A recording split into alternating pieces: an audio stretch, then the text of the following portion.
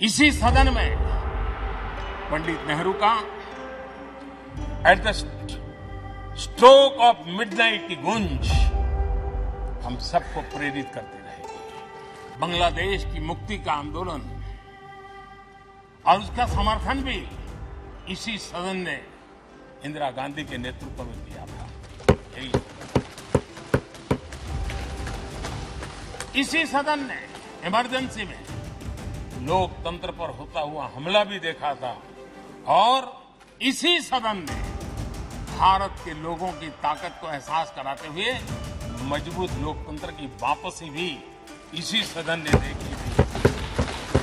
संसद के पुराने भवन में आज अभूतपूर्व नजारा देखने को मिला। पीएम नरेंद्र मोदी और सत्ता पक्ष जो हमेशा देश के पूर्व प्रधानमंत्री पंडित जवाहरलाल नेहरू की आलोचना करते रहे हैं, आज उनका जिक्र आने पर मेज थपथपाते दिखे। प्रधानमंत्री नरेंद्र मोदी ने आज पुरानी संसद में जब अपना आखिरी भाषण दिया तो उन्होंने देश के 75 साल के इतिहास का सिलसिलेवार जिक्र किया। इस दौरान उन्होंने पंडित नेहरू को भी याद किया। पीएम मोदी ने कहा, ये वो सदन है जहां पंडित जी को वैसे तो अनेक बातों के लिए याद किया जाएगा, लेकिन हम जरूर इस बात के लिए याद रखेंगे कि इसी सदन में पंडित नेहरू के स्ट्रोक ऑफ मिडनाइट की गूंज रही थी। पंडित नेहरू को लेकर पीएम मोदी ने क्या कहा है, आइए आपको सुनाते हैं। जहां पंडित जी को इसलिए भी याद किया, अनेक बातों के लिए याद किया जाएगा, लेकिन हम जरूर याद करेंगे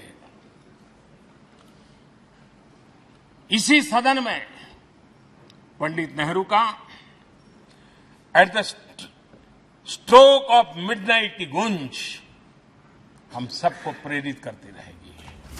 पीएम मोदी जब सदन में पंडित नेहरू का जिक्र कर रहे थे, उस समय सदन में कांग्रेस की पूर्व अध्यक्ष सोनिया गांधी और राहुल गांधी भी मौजूद थे।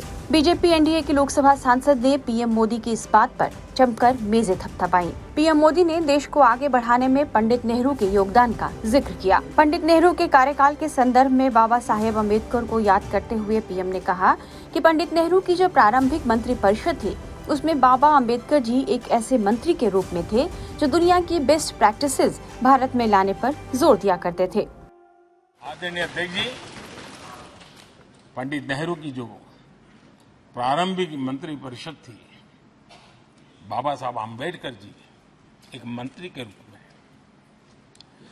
दुनिया की बेस्ट प्रैक्टिसेस भारत में लाने पर बहुत जोर दिया करते थे। फैक्ट्री कानून में अंतर्राष्ट्रीय सुझावों को शामिल करने पर बाबा साहब सर्वाधिक आग्रही रहे थे और उसका परिणाम आज देश को लाभ मिल रहा है। बाबा साहब आम्बेडकर ने देश को नेहरू जी की सरकार में वाटर पॉलिसी दी थी और उस वाटर पॉलिसी बनाने में बाबा साहब आम्बेडकर की बहुत बड़ी भूमिका रही थी। आदरणीय अध्यक्ष जी, हम ये जानते हैं कि भारत में बाबा साहब आम्बेडकर एक बात हमेशा कहते थे कि भारत में सामाजिक न्याय के लिए भारत का औद्योगिकरण होना बहुत जरूरी है, क्योंकि देश के दलित पिछड़ों के पास जमीन ही नहीं है, वो क्या करेगा? औद्योगिकरण होना चाहिए। और बाबा साहब इस बात को मान करके डॉक्टर श्यामा प्रसाद मुखर्जी जो पंडित नेहरू के मंत्री थे, उन्होंने इस देश में और पहले वाणिज्य मंत्री के रूप में और उद्योग मंत्री के रूप में उन्होंने इंडस्ट्री पॉलिसी इस देश में लाई थी।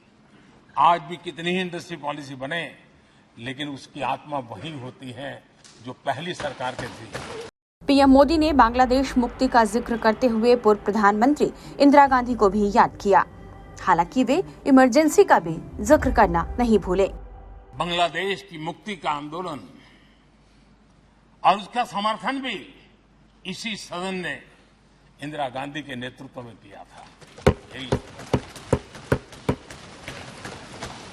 इसी सदन ने इमरजेंसी में लोकतंत्र पर होता हुआ हमला भी देखा था और इसी सदन ने भारत के लोगों की ताकत को एहसास कराते हुए मजबूत लोकतंत्र की वापसी भी इसी सदन ने देखी थी।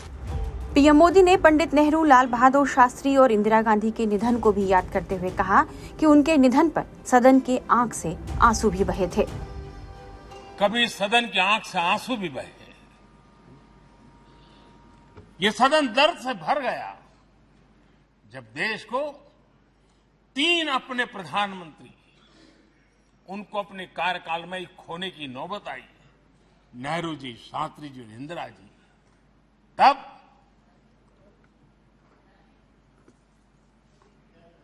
ये सदन अश्रुभीनी आंखों से उन्हें विदाई दे रहा है।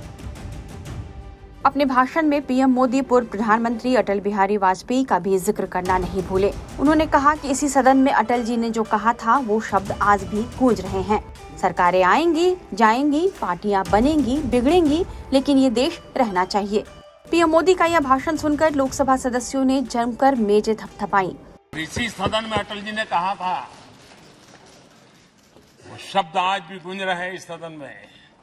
सरकारें आएगी, जाएगी, पार्टियां बनेगी, बिगड़ेगी, लेकिन ये देश रहना चाहिए।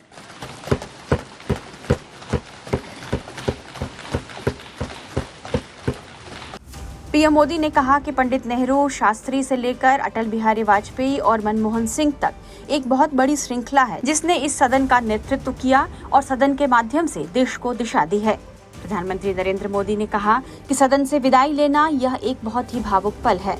परिवार भी अगर पुराना घर छोड़कर नए घर में जाता है तो बहुत सारी यादें कुछ पल के लिए उसको झकझोर देती हैं। हम जब इस सदन को छोड़कर जा रहे हैं तो हमारा मन मस्तिष्क भी उन यादों से भरा हुआ है। टाइम्स नाउ नवभारत डिजिटल की रिपोर्ट।